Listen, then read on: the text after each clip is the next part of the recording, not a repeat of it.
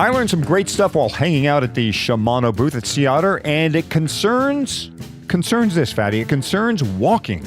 Yeah, Shimano's about shifting, braking, riding. We didn't send you to Sea Otter to talk about walking. Well, at Sea Otter, you do a lot of walking. I think I had 15,000 steps one day. That's beside the point. Or maybe not.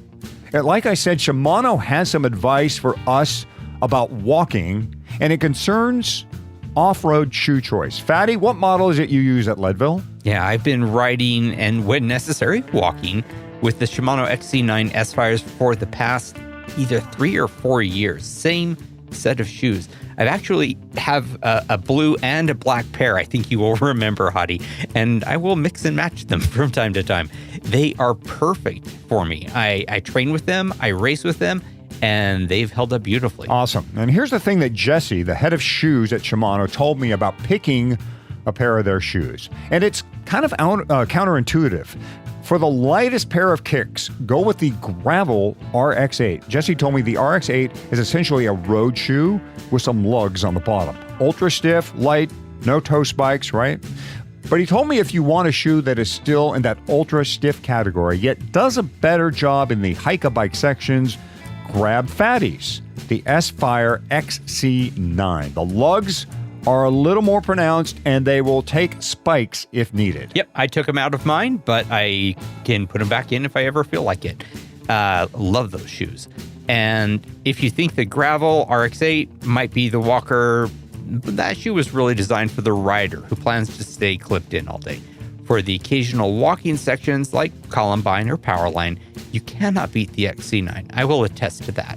I'm going to be wearing those again this year, and actually I just ordered today some replacement kits for the BOA dials. They are the only thing on those shoes that have worn out after 3 seasons, Hadi. Either way, both shoes are great choices for Leadville, and you can check them out at bike.shimano.com. 3, 2, 1.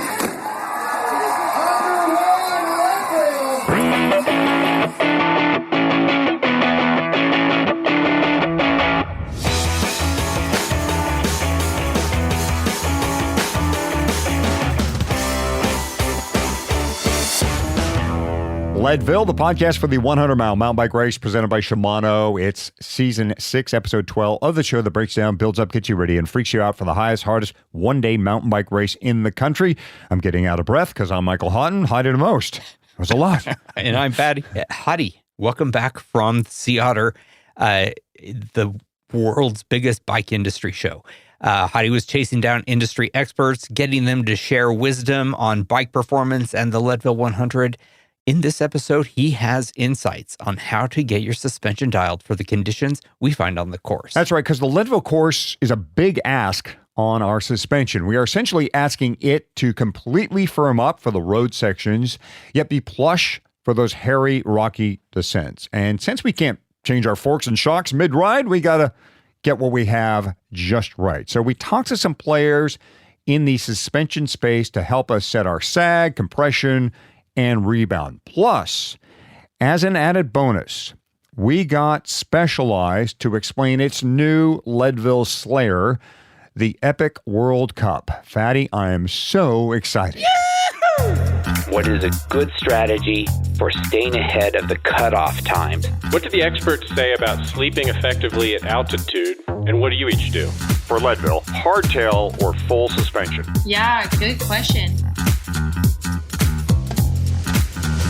But first, it's our Leadville Frequently Asked Questions, LFAQs, our new segment this year. It's quickly becoming FFS, Fatty's favorite segment. I think you've mistaken what FFS generally stands for, Hadi, but it is one of my favorite parts of the show. Okay, our question this episode comes from the participants page on Facebook. Joshua Marceau asks the trainer, or he says, the trainer is a pain in my ass, literally. He asked, anyone have any advice for saddle pain when riding their trainer? He says he hasn't had this kind of rear end pain when on the trainer before. He's thinking about swapping saddles to see if that helps. Chamois are fine. He doesn't wear $400 Rafas, but the ones he has are okay. Now, I've been doing more indoor training recently, Fatty, but you do more than me, so you go first. During the winter, I ride on the trainer a lot, but these are the things that come to mind. I don't think all of them are going to fit Joshua's exact case, but I think they're worth pointing out. First one is your bike angle. If you're using putting your regular bike on the trainer, is whatever you are putting under the front wheel a little too high or a little too low?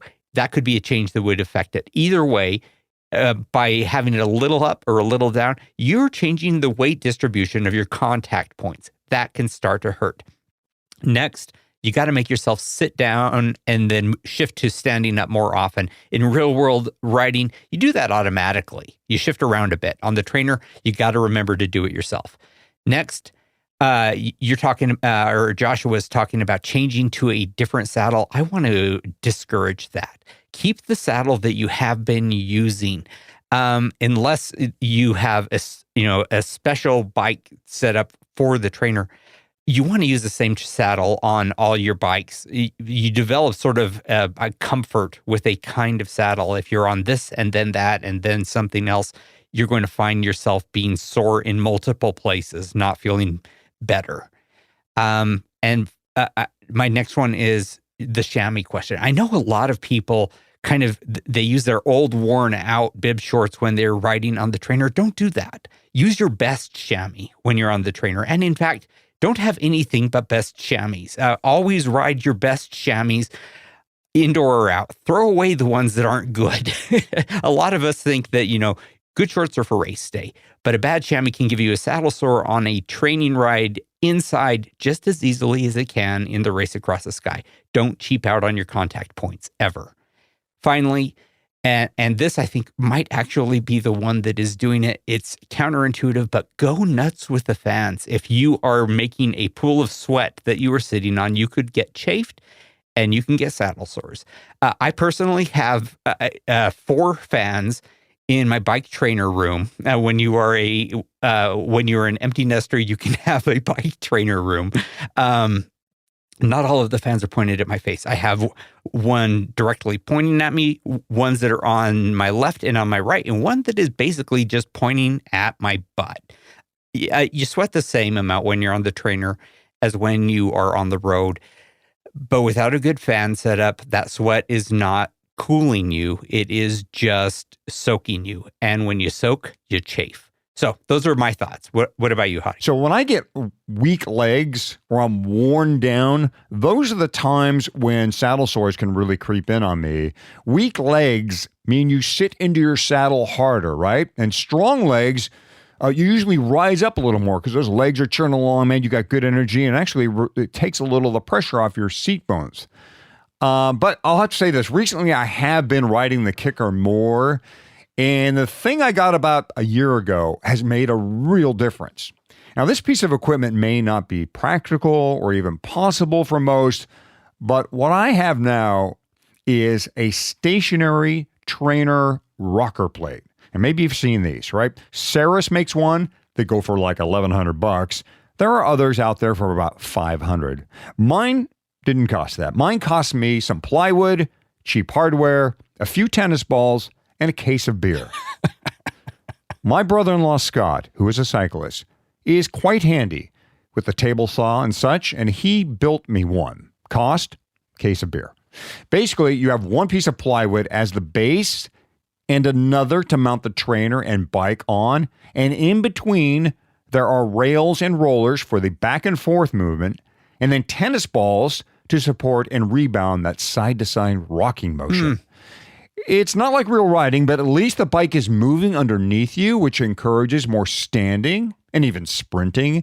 And it's certainly a lot more entertaining. So a rocker plate is the hottie tip for relieving the chafing. Scott MacGyver. That is awesome. Scott's a great man. He has done a lot of handy stuff for me. He actually helps this very podcast, folks. You may not even know it, but he does, with some beautiful sound panels that I have mounted behind me.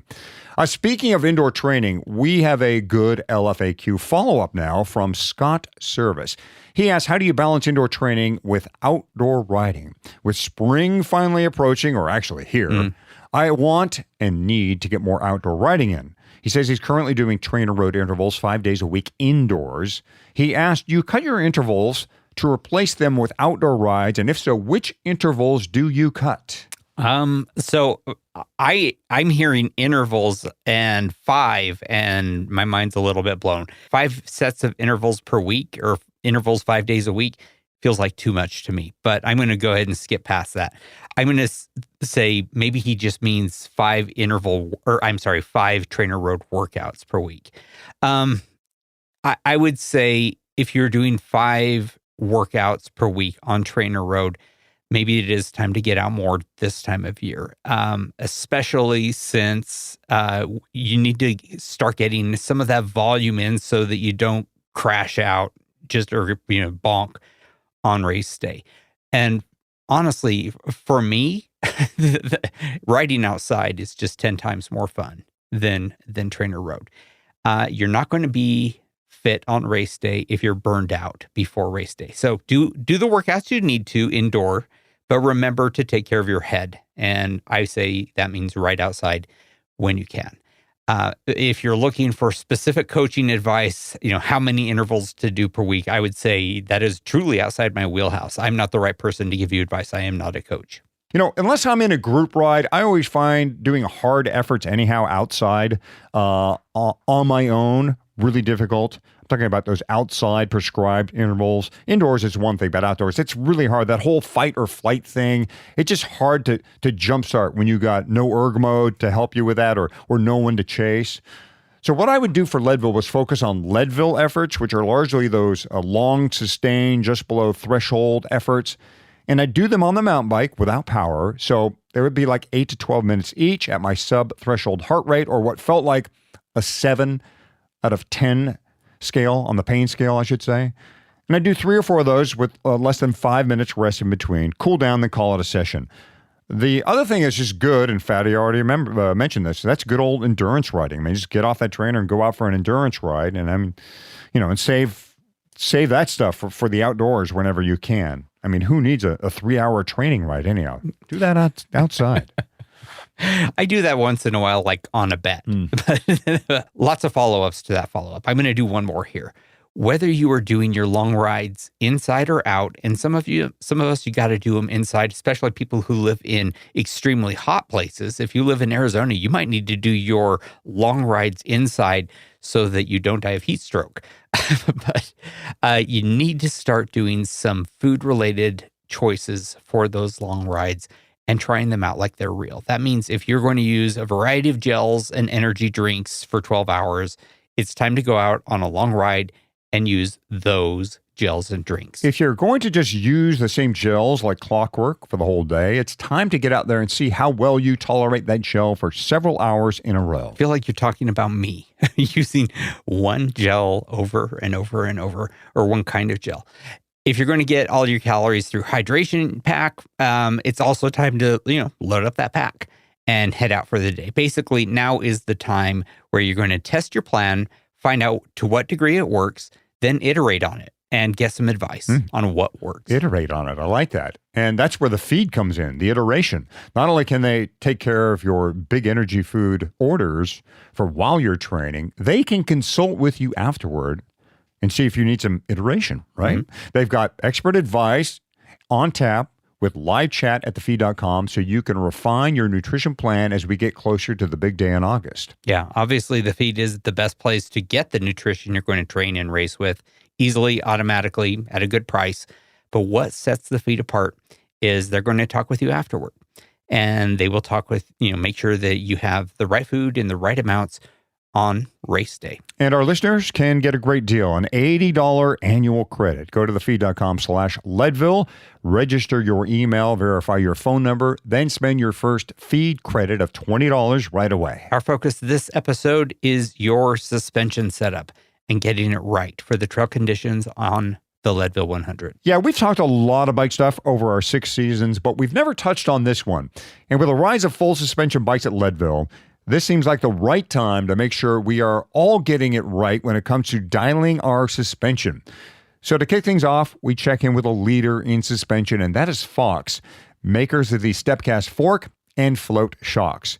We met up with Senior Product Marketing Manager Sean Estes at Sea Otter for some Suspension 101 with the focus on setup for the Leadville racer.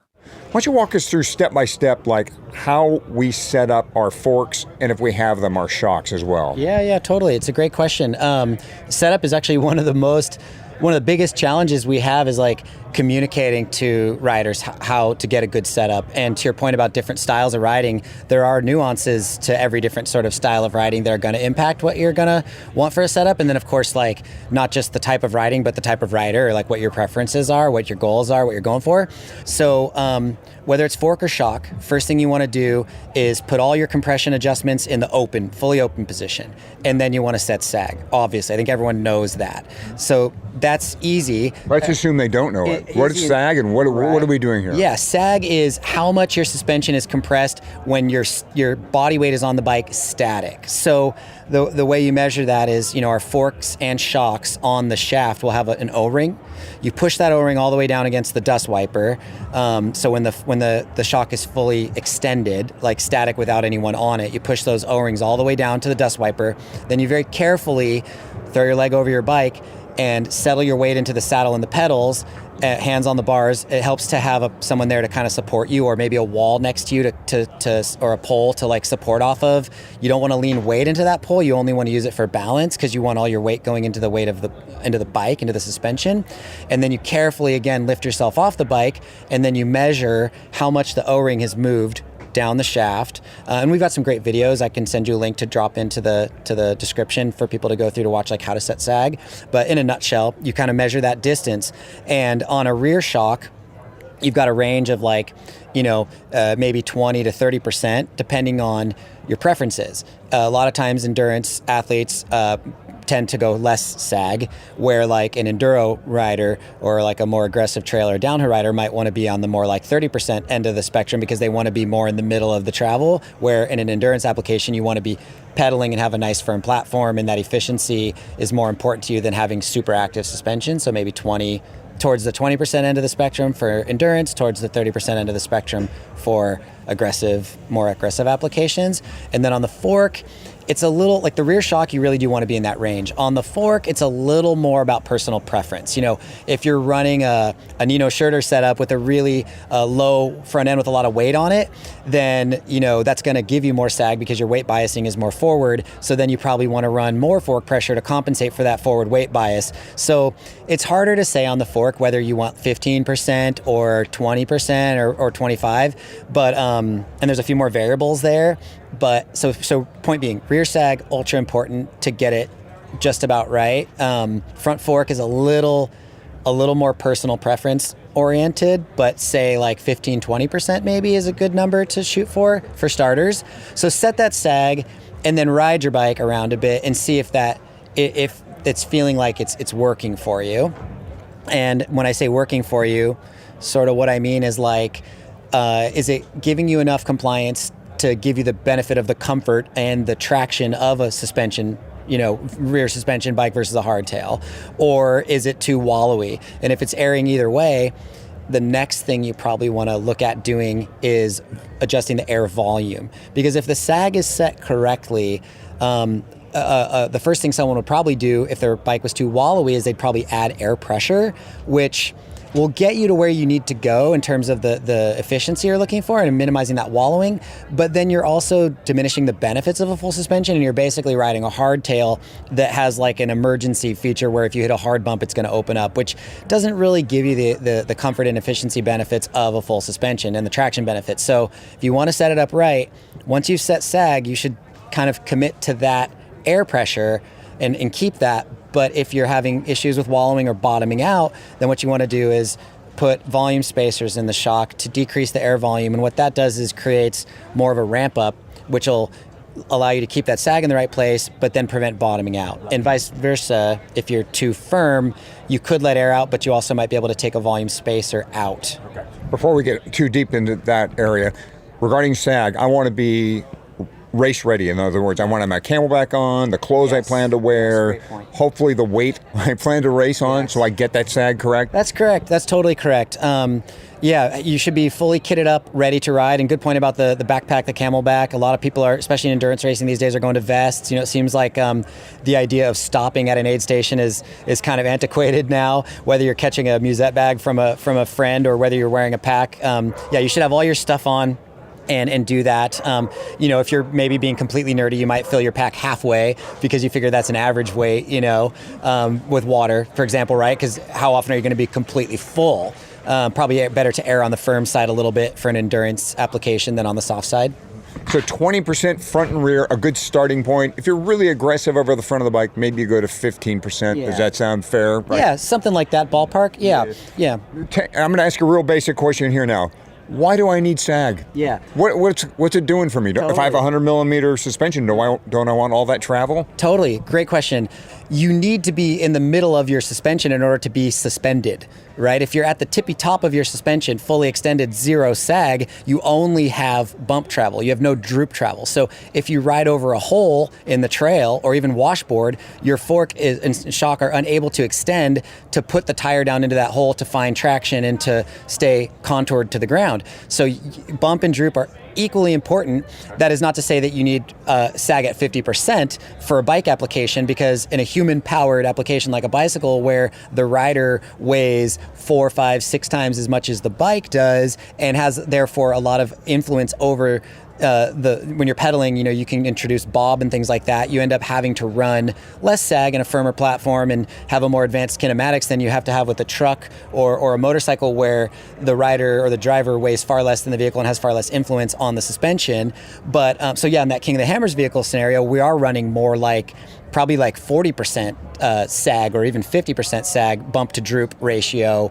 But the general principles are the same. You can't be suspended unless you're somewhere in the middle of that travel. Okay, now we've got these knobs. We have this compression knob. I see trail, firm on the top there, and then I have this red knob at the bottom sometimes called a rebound knob.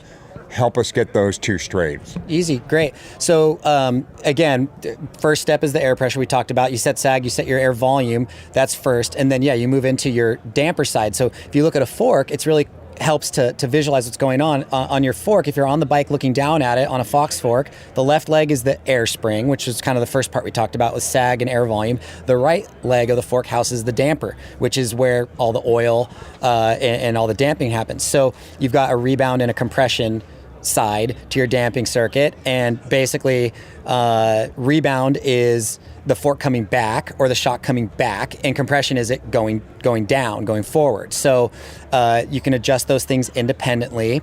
The first position on the 3-position compression adjust is open. The middle position is middle, which is kind of a good it's like a bit of a platform, a good position to run in for like an XC race. And then the far right is fully locked out. Well, I say fully locked out, meaning it's firm mode, we call it, which is all but locked out. And it does have sort of a bypass so that if you forget that you've locked it out at the top of Columbine or something and you want to come back down in your bombing and you've forgotten to do that, if you hit a big enough bump, it's going to blow through that still. It's not going to feel fantastic, but it's going to be the difference in maybe going over the bars because you're fatigued and you're riding a rigid now. On compression, we'll stick with the compression here side of things. That becomes one of the tough parts, right? Just knowing where on all those clicks I should be, right? Yeah. That's the hard. Do you have any clues as to where to be? Totally, and I think it is true, and its setup is really challenging. For the tweaker, the puzzler, as we like to call them, they usually find their way to these, to the right setup through lots of tinkering and what we call bracketing, and I can talk about that in a minute, but what I'll say real quick is the hack is just put it in the middle mode. Put it in the number 2 position, front and rear, for your endurance racing, especially marathon style or longer. That's going to be fine. It's going to give you a good amount of platform that's going to be pretty balanced. We kind of set it from the factory that way to do that for you. It's a set it and forget it option. If you're a tinkerer, you're probably going to want a remote lockout, and then you can just toggle between open and closed all the time on your own, which we offer that option. But if you don't want a remote lockout, like my Epic Evo here that I'm racing Fuego XL on, I didn't want to run the added weight and complexity of a lockout lever. And I have a dropper, so I didn't really have a tidy solution to have multiple levers on that side. So I'm just going to run it in the middle position and run it there. But if you are that puzzler and tinkerer and you want to to fiddle with it, there's a process called bracketing, and we also have a video explaining how to do that. But bracketing is a sort of generic term. It applies to suspension, it applies to tire pressure, it applies to basically anything where you're trying to have a scientific approach to making micro adjustments to your setup and not losing track of where you started at, because sometimes you can, kind of like if you're messing with your rear derailleur and you don't know what you're doing, you can make it worse than better, and then you end up in a bad spot. So we have a process called bracketing that we certainly didn't invent, but we believe in. We've made a great video recently that walks people how to do that, and we can drop that on you as well. Yeah, we'll check that out. Now, rebound, how do we get that thing right? Yeah, so opposite of compression, right? Like I said, compression is the downstroke and the rebound is the return stroke. And it's also very much personal preference oriented. More aggressive riders tend to want faster rebound.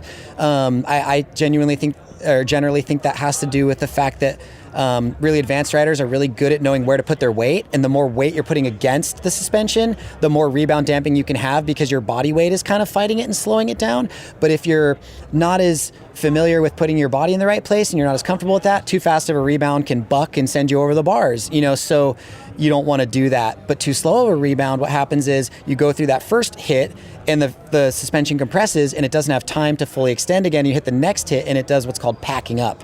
And then you're not really getting to use the benefit of your suspension because you're sort of stuck in the travel and it doesn't have a chance to go out. So finding that sweet spot is pretty important. So we make it easy. Every product, particularly our forks, where rebound is very important, we put a chart on there that has recommended start baseline settings, including air pressure, including clicks of rebound, clicks of compression, things like that. So I highly recommend just looking at the chart on the fork and starting with that many clicks.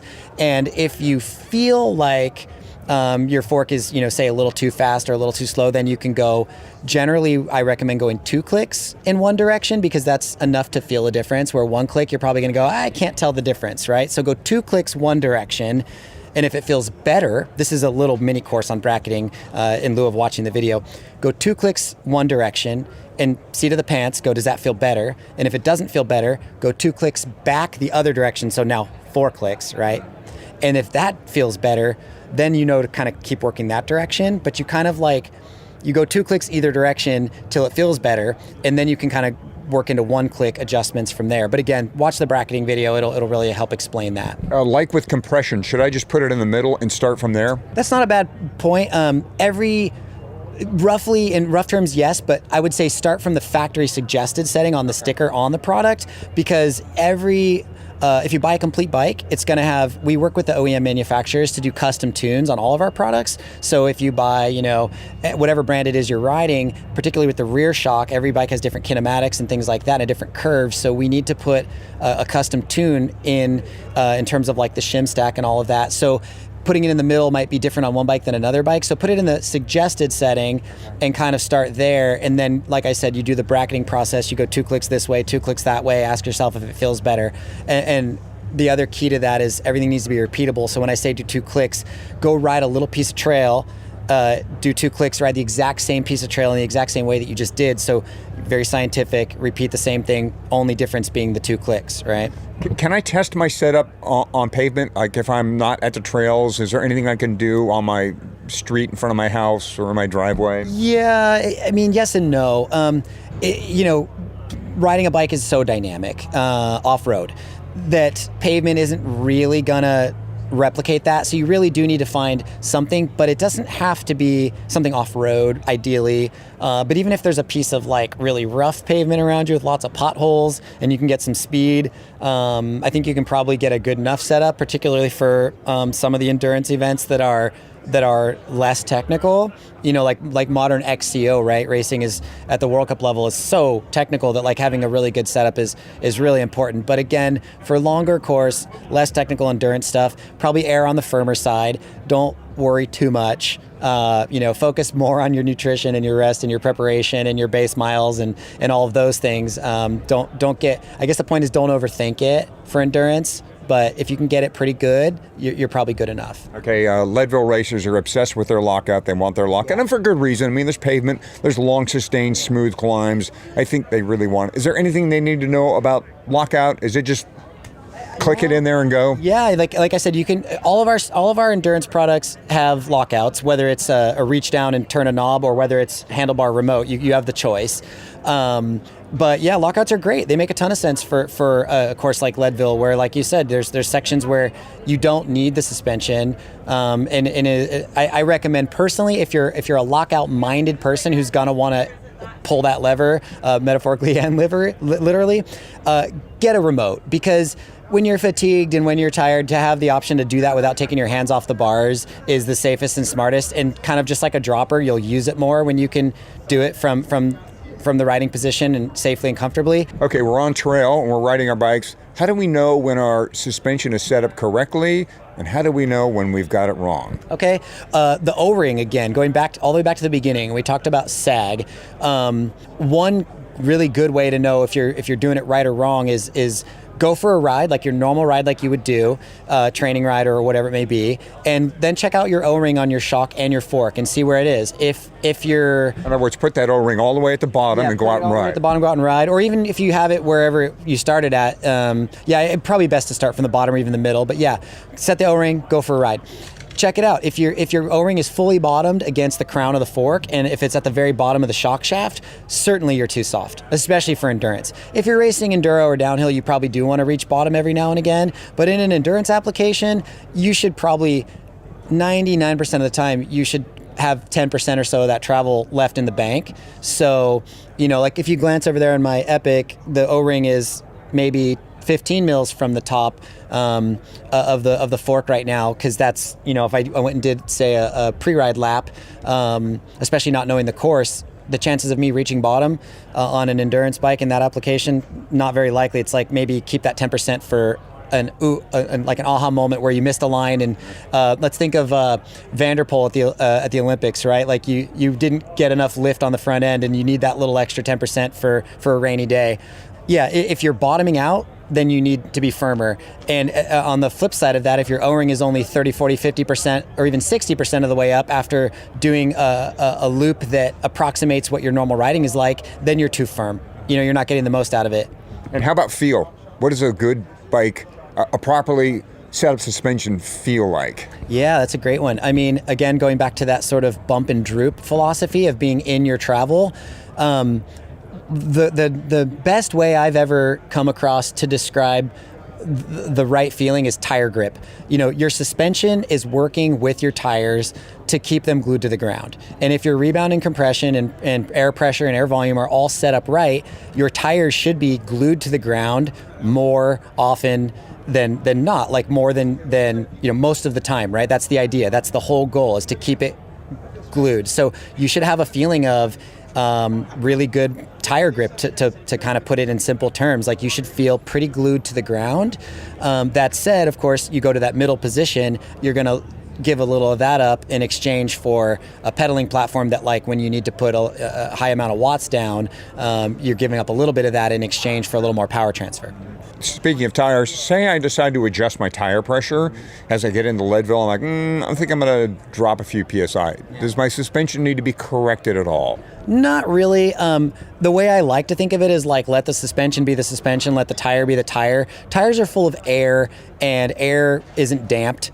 So when the tire conforms to the terrain, it's just the only thing damping it is kind of like the pressure of like the casing, the tire casing itself. So if you're especially running like a very lightweight casing, it's just going to be like a balloon, and it's going to be able to move this way and that way as it pleases. So I think I'm a pretty big proponent of set up your suspension how you would set it up, and tire pressure is, to me, a very independent thing. The caveat maybe being to that, like if you're running a hardtail, you might need to or want to use your rear tire as suspension a little bit just to take that edge off, because for fatigue purposes over 100 miles, that could be important. In that case, I'm also a big fan of a tire insert, because I think if you're trying to ask your tire to be suspension, you're then running the risk of touching rim, getting a snake bite, and sometimes snake bites are long oval shaped holes where, a plug isn't going to fix it necessarily, and that can be the end of your race. And you've got so much invested in this. Like, there are some new inserts on the market that are in the 50 gram range or so, which is such a small price to pay for that puncture protection. And so in a hardtail application, maybe you might want to think of your rear tire pressure a little bit differently. But in a full suspension application, I really think it's important to let the tires be tires and set the pressure in such a way that you're getting the traction you want out of the tread of the tire, and then let your suspension do its thing separate. If I travel, especially by airplane, should I be rechecking my suspension setup once I land and get my bike built? I mean, I don't think it hurts to check anything. Just always a good call to go through your little checklist before, especially like, again, in the context of a Leadville where you've probably got months and months of, maybe it's your highlight of the year, right? Your most important event of the year. Double check everything, but you should be able to fly, no problems. Our shocks are meant to handle really high pressures. You think of like the pressure in that suspension when it's at full compression and the stress is there. Being in an airplane or changing in altitude isn't going to really have any impact on it that it can't handle. I don't know if you need to do it or not, but I generally let a little bit of air out of my tires when I go in the plane, because I figure if I'm at 35 PSI or something like that and then it's going up to 30,000, that probably isn't a good thing. So maybe I let my tires down to like enough that the sealant's not going to, the bead's not going to break and the sealant's not going to come out. But I don't know, maybe someone who's out there who's a physicist could tell me that that's stupid or that it's smart, but that's something I've always done, whether I need to or not. And another biggie, I'm sure, is servicing our suspension pieces, I think, before a big event, right? You folks would probably recommend that. Yeah, it's not a bad idea. I think our general rule of thumb is when in doubt, just service it. I mean, it can't hurt, right? Again, a Leadville, you've got everything on the line. You've probably trained for months. You've got the hall pass from the family. Like, you're there to get your belt buckle. Like, why leave anything on the table? Like, show up prepared. General rule of thumb, it really depends on the terrain and the climate you're riding in. If you're riding in a really wet, muddy climate, you need to service more often. If you're riding in a really dusty, gritty, a lot of the high altitude, high mountain in the summer, you get that really fine, silty dust. That stuff gets into your shocks and can wreak havoc. So, rule of thumb, if you're a pretty avid rider, somewhere in the 100 to 125 hour window, you want to at least do like a lower leg service on the fork and a basic like air sleeve service on the shock. But maybe if you're a really serious racer rider, once a year during the off season, when you should probably be taking 2 weeks off anyway, send your stuff in, coordinate with us, send it in to Fox. We'll take care of it and dial it in once a year during your off season.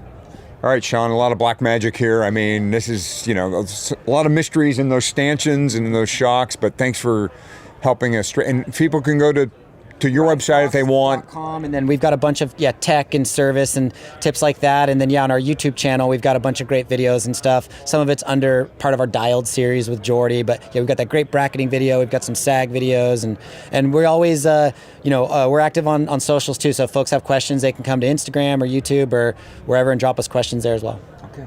Thanks. Awesome. Appreciate all the info. Thank you. Great to chat. Thanks again to Sean Estes and the people at Fox, especially Alex, one of their techs. He also did a great job of talking to me about suspension setup. He was quite helpful. The nice thing here, Fatty, is that much of what Sean told us can be applied to other suspension brands. The exception might be a fork or shock equipped with brain technology by Specialized, but we'll get to that in a minute. Great conversation you had there, Hadi. The highlight for me was the feel on the trail we should be looking for, and that is our tires should, as much as possible, feel like they're in contact with the dirt and maintaining grip. Yeah, as much as we talk about tires hooking up, they'll do nothing if our suspension is set up poorly. So, Hadi, earlier in this episode, we were talking about hiking during the race. Some of us probably had a little bit of nightmare as we were doing that. I want you to cast your mind back now and tell me, when you've been pushing your bike up part of the goat trail on Columbine, or when you've finished a debilitating cramp that made you dismount your bike and hike part of the power line, did you have any trouble getting back on your bike? Trouble? Yeah. Took a lot of convincing. There was a bunch of it going on for me to resume the activity that just made me miserable. Yeah, I had the same problem. I think most of us do. I remember multiple times during the race over multiple years when I actually would keep walking because I simply could not deal with the thought of throwing a leg way over the saddle and trying to restart. And that is actually the single biggest reason I'm excited to race this year with the G Series dropper from Envy. It is honestly a game changer to be able to have your saddle just a little lower when you do a remount after a hike a bike, especially at 12,000 feet or at 11,000 when you've been cramping 80 miles into a race. This year, I'm expecting my remounts to be a little easier, which means I will be hike-a-biking a little bit less, thanks to Envy. 40 millimeters, easy to remount, and of course, the best wheels, bars, and stems in the industry. Check them all out at Envy. That's ENVE.com. Okay, back to our look and how to get your fork and rear suspension, if you have a rear suspension, dialed for the Leadville Trail 100. Like a lot of Leadville racers, I often ride on Specialized for my trip to Columbine and back, and riding Specialized usually means riding with a fork and sometimes a suspension shock with Brain technology. Which is why we wanted to talk to Specialized when we decided to do a feature on suspension setup. I mean, look, special is in their name. So with Brain, you do need somewhat of a special setup. It's not completely different, but there are some things worth noting. Also, the Big S has launched a new bike that has a lot of Leadville racers excited. The Epic World Cup is replacing the classic Leadville race machine, the S-Works hardtail. So to get the lowdown on setting up suspension with Brain technology and for details on this new race machine, we got with one of the top guys at Specialized in its mountain bike division. Okay, we're here at Seattle with Brian Gordon of Specialized, Senior Product Manager. He focuses on the mountain bike end, which is great for Leadville racers. Not only that, he's a Leadville racer himself. Now, we have a lot to talk about with Brian, suspension setup, and their new star of the show here at Seattle, which is the World Cup Epic. But Brian, let's talk about your Leadville experience. How many times and what kind of time have you laid down there, and what kind of bikes have you used? Yeah, so I've raced Leadville now 5 times. So the last 5 races. I think we had 1 cancellation there in 2020, but yeah, been doing it pretty regularly, and it's one of my favorite events. So it's been good. I guess my PR was last year, it was 7:39, so not a blistering pace compared to the pros, but I was pretty stoked on it. And always kind of finishing in that 7.5 to 8 hour mark typically. So it's fun. I've been able to do it 5 times and kind of have used that race for some product insights and raced quite a few different bikes there, including the Epic with Brain suspension front and rear. I've raced an Epic Evo there one time and a couple times on the Epic hardtail. Mm-hmm. So interesting to feel out the pros and cons. So yeah, that kind of leads into this launch of the Epic World Cup bike and solving that internal debate. I'm sure a lot of riders go into that race trying to solve the old debate for us, and it's been a long one on our show and on Facebook pages. Is Leadville a hardtail or full suspension course? Yeah, exactly. So on paper, you look at that race and it's minimal single track, mostly fire roads. Most people would say, like, why don't I just race a gravel bike? But then you look at the actual terrain and it is quite rocky. And over that 7-8 hours, it beats you up. So it's always that internal debate. Do you want to take the efficiency of the hardtail and that light weight that you get on the climbs, but then suffer a little bit, coming down Columbine, Sugarloaf, all of those rough descents? So a lot of riders now I'm seeing are migrating towards full suspension bikes for that, but now they're kind of suffering that weight penalty. So yeah. But that was your migration too, right? Did you start on a hardtail and then end up on full suspension? The first time I raced it was on a full suspension bike actually, and then kind of in the mix tried a hardtail the year we launched the Epic hardtail, and then most recently last year I raced it on a hardtail again, and I was able to set my PR, but I'd be lying if I said my body didn't hurt a bit towards the end of that race. So now we're going to get back to bikes in a second, because I have a pretty good feeling I know what you're going to ride next at Leadville. It's the star of the show here in the Seattle Specialized booth. But let's first of all talk about the Brain technology. Now, Brain technology goes back to like 2002. I remember seeing it on a 26-inch full suspension bike and going, wow, what is this inertia valve stuff all about? But specifically for our racers, our Leadville racers who are showing up on a Specialized bike and they have Brain technology, and they want to dial their suspension, right? They want to get it set up right. Now, there's ways to do it. There's generic ways to do it. We know about, for the other suspension pieces that are out there, we set our sag, we set our compression and our rebound. But when I have Brain technology in my fork or my suspension pieces, how do I go about setting up that suspension properly? Yeah, so with Brain suspension, basically we're taking a design similar to a conventional air shock, but we're adding inertia valve to kind of keep the shock firm when you need it firm and then open up when you hit bumps. So that inertia valve is basically sensing movement at the wheel, and anytime that wheel moves, that rear axle sees any vertical trajectory, it's going to open the valve and give you an open suspension. When that thing's not moving and you're just going along the trail, it's all smooth, it's going to keep you nice and firm. So it's effectively like you have a lockout on your bike. In setting up the suspension, we can start with a similar process, but a key factor, like the key nuance with brain, is that you want to make sure the brain is switched to the soft position, and then you would set sag like you do on a conventional shock. So we would target somewhere between 25 and 30 millimeters or 30% of sag. And then once you do that, you have your sag set, your air spring settings are there, you set your rebound accordingly, and then you can adjust your brain to be as firm as you'd like it. And the brain as it is today has 5 settings, from all the way soft to all the way firm. So you can go anywhere in between there depending on how you like the bike to ride. Obviously the firmest is going to be most efficient on the smooth climbs.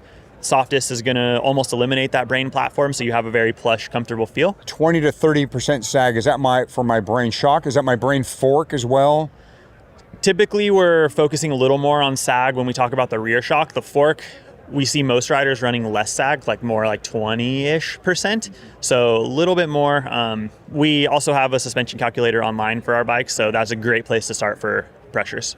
How do I know when I'm on trail, how do I know when I've got my setup right? When my brain is dialed, when I've got sag right, how does the bike feel? How should it feel? So when you have the sag right, you should feel like you're getting full travel, but you're not bottoming out in a harsh way all the time. Like every once in a while, if you're on a super aggressive trail and you've hit full bottom, that's okay. We want you to use all of your suspension, but we don't want you to be either bottoming out all the time. That means you probably have too little pressure, or if you're not using all of your travel, you probably have too much. So targeting that kind of 25 to 30% mark is great. Usually that puts riders right where we need them to be. And yeah, we recommend you start from there, and then again, adjust your brain fade to your liking from that point. And how do I know when I have my brain setting correct? What should I feel? So the brain setting is really based on personal preference and the terrain that you're riding. So most of our riders are always riding it in the firmest setting, unless they go to a World Cup where it's super wet and rooty and slick, and they just want all that extra traction, and they're willing to compromise a little bit on the platform, because in those wet, rooty climbs, that platform's actually hindering them. So it's all about finding the balance. I would say at Leadville, it's typically dry, and a lot of those climbs are super smooth. You could usually get away with a full firm setting there, and that's what most of our athletes are doing. But it really comes down to personal preference. If you're a rider that wants a little more comfort when they get that 6-7 hours into the race, then you could back it off to the middle setting of brain fade or something like that. Still incredibly efficient, but it's going to open up a little bit smoother on some of those like smaller bumps, and you won't kind of feel that transition quite as much. And what's Brian Gordon's setting at Leadville? At Leadville, I'm a full firm guy. I want that racy feel on the climbs, and that's where I put my focus. And then I feel that it opens great on the downhills, and I like it that way. All right, so let's go to the next chapter for cross-country racing and Specialized, and that is the bike that's been announced recently. It is the Epic World Cup. Yep. I've looked at the bike 3 times now. I've watched a couple videos. I don't know that I could describe it accurately, because to say, well, it's a soft tail. Not really. It's a full suspension. Not really again, right? So what is that bike? Yeah. So I'll just back up a little bit, and what we set out to do with that bike was really to quantify the efficiency that riders love about the hardtail. We have riders like Christopher Blevins, Haley Batten, Laura Steger, like riders who have always kind of gravitated toward this hardtail style of ride, and they want that incredibly snappy efficiency. And we found that no matter how firm we could tune a lockout, how firm we could tune a brain shock, we could never quite get that hardtail feeling. And so we kind of went back to the drawing board, tried to figure out how we could deliver that efficiency feeling, but also deliver them a product that would open up and allow them to carry momentum and maintain traction when the trail got rough. And that's where hardtails always kind of let us down, if you will. So what we're doing with this bike is using the air spring to create a pedaling platform, and it kind of rides similar to what you would think of like a blow-off style shock. So it rides very firm, very topped out, just like a hardtail. When you sprint, it's not moving at all.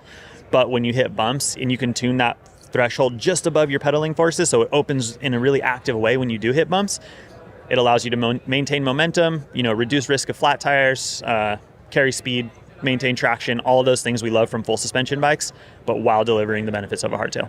Now, up front, it's got a brain fork like we're used to, and it sounds like the instructions you just gave us on setting that brain fork are going to be the same. But how do we set this new rear shock you guys have? Yeah, so brain fork stuff translates directly over. The difference here is that we've added 10 millimeters of travel, so you'll get a little bit more out of that brain fork in terms of travel. Rear shock wise, we've decoupled the negative and positive air springs. So we have a very informative YouTube video from our specialized university department that will explain exactly how to set that up. But in a simple way, basically what we're doing is we are controlling how much air goes into the negative spring by setting it up as you're setting up your shock versus having a transfer port that automatically transfers, which a normal shock would have. And so you can basically tune that negative to having a certain amount of PSI, we call it a full gulp, and what you do to set that is you compress the shock completely. What that does is it kind of pulls on the negative spring and creates a vacuum internally, and when you open the negative bleed valve, you ingest air from outside into the negative valve, charging the spring, and that gives you some softness off the top. Once you have that set, you add your positive pressure, and now you kind of have a soft ride. On the other end of the spectrum, we call it no gulp, and that's our hardtail setting. So you add your pressure, you hit that bleed valve, it gets rid of your negative spring completely and gives you a nice pedaling platform that, again, will only break away when you hit bumps, but it's completely rigid under pedaling, so you have that hardtail snap. Okay. So there is some leanings both ways in the system, right? A little wide, almost like the Epic hardtail has for years, and it'll lean a little bit more towards the Epic full suspension if you wanted to. Exactly. It's incredibly wide tuning range. You can set that thing up to ride like almost like the current Epic if you were to turn the brain off if you want. We actually do have a way to do that, or you can set it up to ride like a hardtail, and based on the pressure you put in that thing, you can tune how easy it is to break away. So you can have it never open. If you're racing a short track and it's basically smooth, you can just have a hardtail if you want, or you can tune that thing down. You're riding at zero sag still, but it's super easy to open as soon as you hit a small bump.